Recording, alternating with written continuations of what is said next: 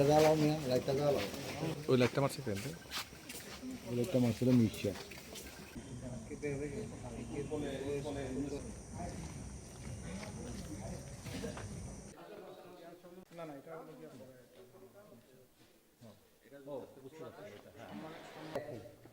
দেখেন দেখেন দেখেন না একটু দেখেন ওই একটাই এটাই দেখেন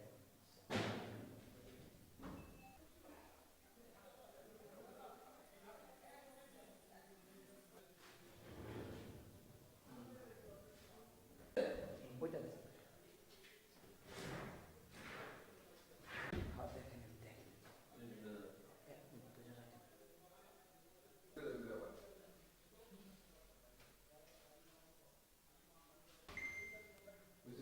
না না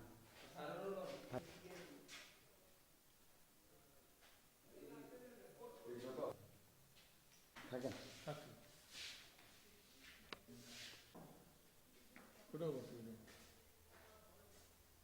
এই আপনি দেন না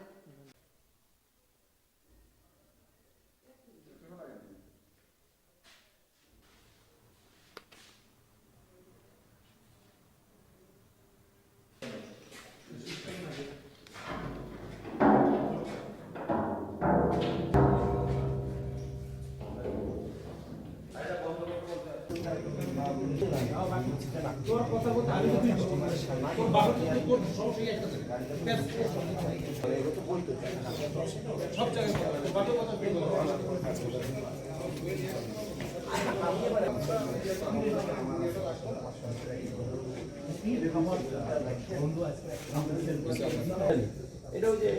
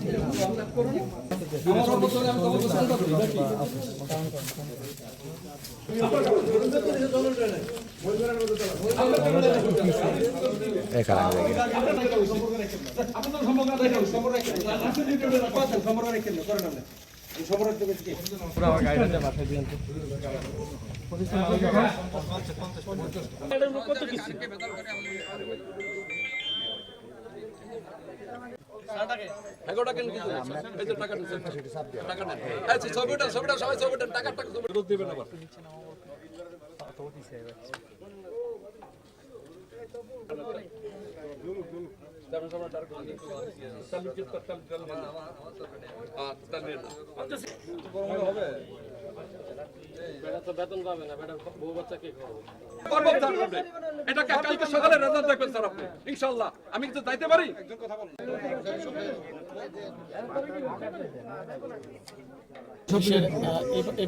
স্যার আমি কি যাইতে পারি একজন কথা বলুন আমি কি যাইতে পারি স্যার আমি কি যাইতে পারি আমার প্রতি অন্যায় করা হয়েছে সেটা গাড়ি নিয়ে আইছে এই অটো কারখানা লোকজন ফলো কারখানা লোকজন ফলো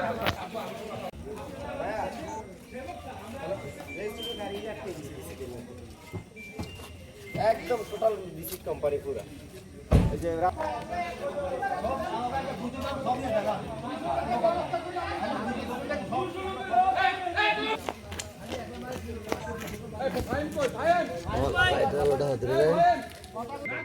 লাইট কই বন্ধ থাকলে সব বন্ধ সব বন্ধ কইলে ঠিক আছে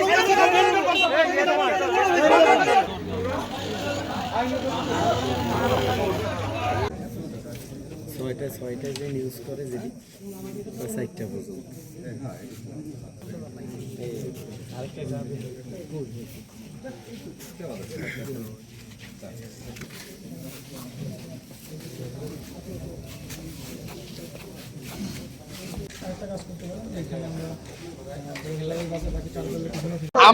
আমার পরিবহনের জন্য গত এক সপ্তাহ আগে ডিসি স্যারের কাছে আবেদন করছি। ডিসি স্যারে আবেদনের তদন্ত দিছে, খাদ্য বিভাগ তদন্ত করে বলছে আমার তেলের প্রয়োজন, তেল লাগবে।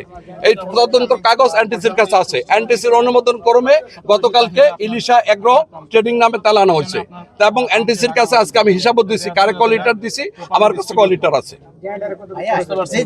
এটা আমার এক সপ্তাহ তেল কিসের মজুদ এটা কিসের মজুদ এটা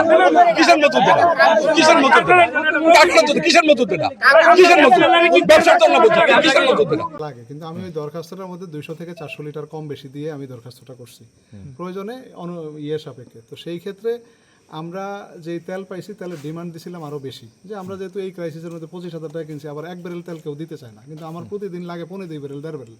তো যেহেতু দিতে চায় না, যার জন্য আমরা বৈধভাবে চিন্তা করলাম যে ডিএসআর দ্বারা দরখাস্ত করলে, এবং এনডিএসআর যথাযথভাবেই খুব দ্রুত আমাদের এই ব্যবস্থাটা করছে। কিন্তু আমরা অত্যন্ত দুঃখিত যে এনডিএসআরের মতো লোকের কাছে যদি আমার লিখিত আনতে হবে যে আমার এটা দিয়েছেন, একটু লিখে দেন, সেটা আমার বলতেও সাহস পাইনি, আর উনিও দেয় নাই। এটা যদি আমার ভুল হয়ে থাকে আছে, তখন আমাদের এই তেল 12,000 লিটার চাওয়া হয়েছিল, কিন্তু সেই তেল দিছে 9,000 না কত লিটার, আরও কম, অনেক কম দিছে। তো আমরা এই তেলটা এই দুইজনে ওইভাবে ইয়ে করে নিছি। তো আমার তেল আগের কিছু ছিল সেটা আমার কন্টেনারে উঠে ফেলছি, আর বাকি তেলটা এখান থেকে ক্যারি করতে সুবিধা, কারণ আমি তেলটা কোনো এমনও না কোনো গোডাউনে রাখছি, তেলটা কিন্তু একদম ওপেন মাঠের মধ্যে দেখেন, ওপেন রাখছি মাঠের মধ্যে। তো এই অবস্থায় এসে হাতে ইয়াতে দেখলো প্রশাসন যে আমার তেল এইভাবে। তা আমি বোঝানোর চেষ্টা করলাম যে প্রথমত আমি ডিএসআরের পারমিশন নিছি, ডিএসআরের এনডিএসআরের অনুমতিতে ডিপো থেকে আমার তেল দিছে, এবং যুক্তিযুক্ত কারণ হইল যে এই আমার ব্যারেল, এই আমার মেশিন সব কিছু সচক্ষে দেখলো, কিন্তু ম্যাজিস্ট্রেট স্যার পুরো বিষয়টা কিছুই বুঝলো না। সে লিখিত চাইলো, আমি লিখিত দেখাইতে ব্যর্থ হইলাম। আমার কি সেই সাহস আছে?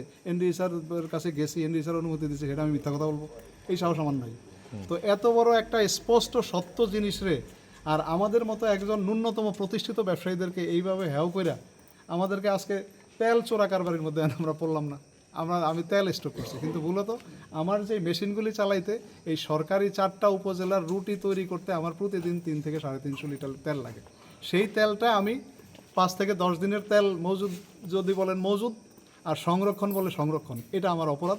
এখন এই অপরাধে আমার আজকে 50,000 টাকা জরিমানা হইলো।